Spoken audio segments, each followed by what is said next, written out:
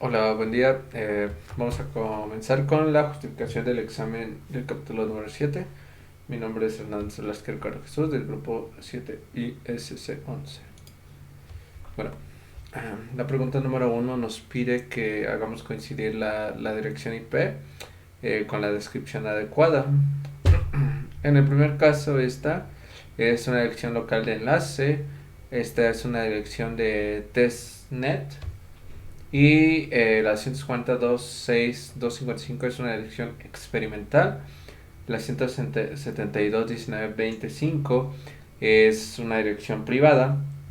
Y por último la 127.001 es una dirección de bucle invertido.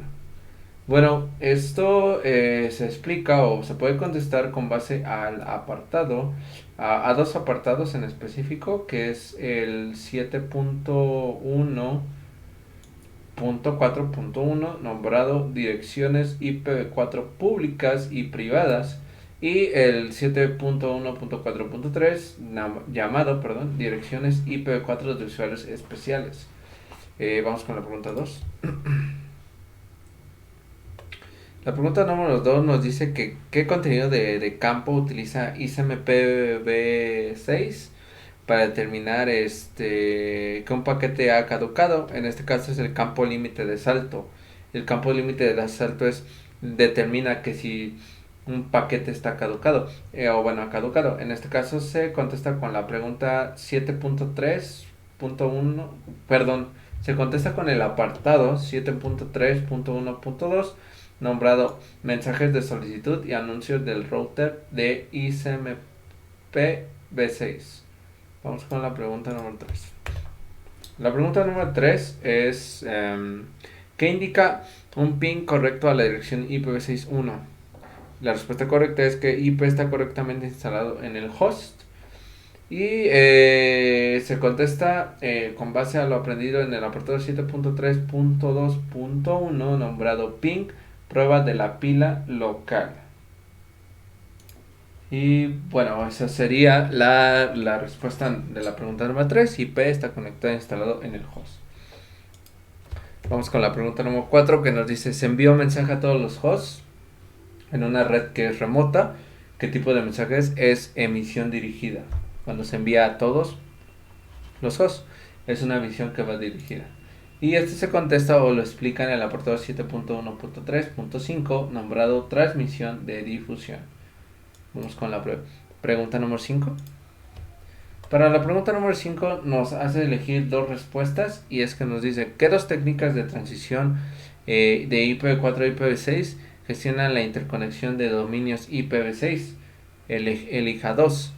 Bueno, de transición es la pila dual y la tunelización, que es el cambio de IPv4 a IPv6. Se contesta con base al apartado 7.2.1.2 nombrado coexistencia de IPv4 e IPv6. Con eso ahí explico un poco de ambos técnicas. Vamos con la pregunta número 6. Y la pregunta número 6 nos dice: ¿cuáles son las tres características de la transmisión multicast? Y nos pide elegir tres. Las respuestas correctas son: la transmisión multidifusión puede ser utilizada por los routers para intercambiar información de enrutamiento, y se puede enviar un solo paquete a un grupo de hosts, y el rango de 224.0.0 a 224.0.0255 está reservado para llegar a grupos de multidifusión en una red local. Esto lo explica en el apartado 7.1.3.6 nombrado transmisión de multidifusión o multicast en este caso. Vamos con la pregunta número 7. Para la pregunta número 7 nos dice: ¿qué dos cosas se pueden determinar mediante el comando ping? Cuando hacemos ping verificamos la conexión entre los dispositivos que tienen unos entre otros. La respuesta correcta es: se puede acceder al dispositivo de destino a través de la red, y que se pueda, esa es una opción. Y la otra es el tiempo medio que tarda un paquete en llegar al destino y en que la respuesta vuelva al origen. Prácticamente eso es lo que hace el ping, da una respuesta de de la conexión que existe entre dos dispositivos. Y esto se ve en el apartado 7.3.2.1 llamado ping, prueba de la pila local.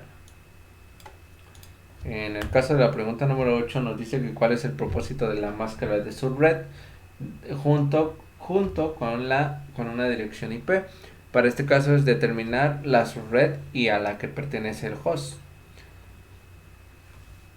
Ese es uno de sus propósitos, determinar la subred a la que pertenece el host. Y se contesta con base al apartado 7.1.2.2 llamado la máscara de subred. Vamos con la pregunta número 9 y la pregunta número 9 nos dice qué protocolo admite la configuración automática de direcciones sin estado Slack para la asignación dinámica de direcciones IPv6 a un host. En este caso el protocolo que es el ICMP v6 y se contesta con base al apartado 7.3.1.1 nombrado ICMP v4 e ICMP v6. Vamos con la pregunta número 10 y para la pregunta 10 nos dice cuál es el propósito de los mensajes de ICMP. En este caso el propósito es proporcionar retroalimentación de las transmisiones de paquetes IP. Ese es el propósito. Y se contesta con base en lo aprendido en el apartado 7.3.1.2 llamado mensajes de solicitud y de anuncio de router de ICMP v6. Vamos con la pregunta número 11. Y bueno, para la pregunta número 11 es una pregunta de una sola opción que nos dice qué tipo de dirección se asigna automáticamente a una interfaz cuando IPv6 está habilitado en esa interfaz y se asigna la de link local o enlace local. Es la dirección, el tipo de dirección a una interfaz cuando esa interfaz ya está habilitada. Para este caso esto se puede responder con el apartado 7.1.4.3 nombrado direcciones IPv4 de usuarios especiales. Vamos con la pregunta número 12. Y la pregunta número 12 nos habla de cuál es el equivalente decimal del número hexadecimal 0x3f. Para este caso la respuesta, el equivalente en decimal es 63. Hay bastantes métodos para convertirlo a decimal. Puede ser primero pasarlos a binarios y luego pasarlo a decimal, pero en este caso en el apartado o con el cual se contesta esto es con el apartado 7.2.2.1 que se llama representación de direcciones IPv6. A lo largo de estos apartados empieza a explicar la conversión de hexadecimal a decimal, de decimal a binario y de binario a decimal también. Vamos con la pregunta número 13 que nos dice ¿qué tres direcciones IP son privadas? Bueno, en este caso las que son privadas es la 172.16.4.4, la 10.1.1.1 y la 192.168.5.5. Esas tres direcciones son privadas. Para ello, esto se contestó con el apartado 7.1.4.1 que se llama direcciones IPv4 públicas y privadas. Ahí nos explica un poco de cuáles son las que son privadas y cómo identificarlas. En este caso, estas son las respuestas correctas. Vamos con lo siguiente. Para la pregunta número 14, sigue esa, nos dice que ¿qué representa la dirección IP 172.17.4.250.24/24? Es una dirección de host, en teoría. De tipo B. Esto se contesta con base al apartado 7.1.3.1 nombrado asignación de una dirección IPv4 estática a un host, que el host es prácticamente cualquier dispositivo que tengamos, pues una computadora, una laptop o un router, etcétera. Y bueno, vamos con la pregunta número 15. Para la pregunta número 15 nos dice cuáles son las tres partes de una dirección de unidifusión global IPv6.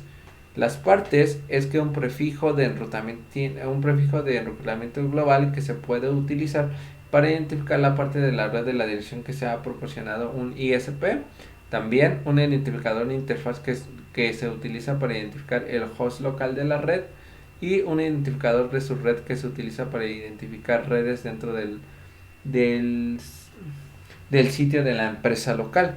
Esas son las tres partes de una dirección de unidifusión global en teoría: el identificador, el prefijo de enrutamiento global y un identificador de su red. Son esas. Y esto te lo explica en el apartado 7.1.3.4 llamado transmisión de unidifusión. La pregunta número 16 nos dice lo siguiente. Nos dice cuáles son los dos tipos de direcciones de unidifusión IPv6.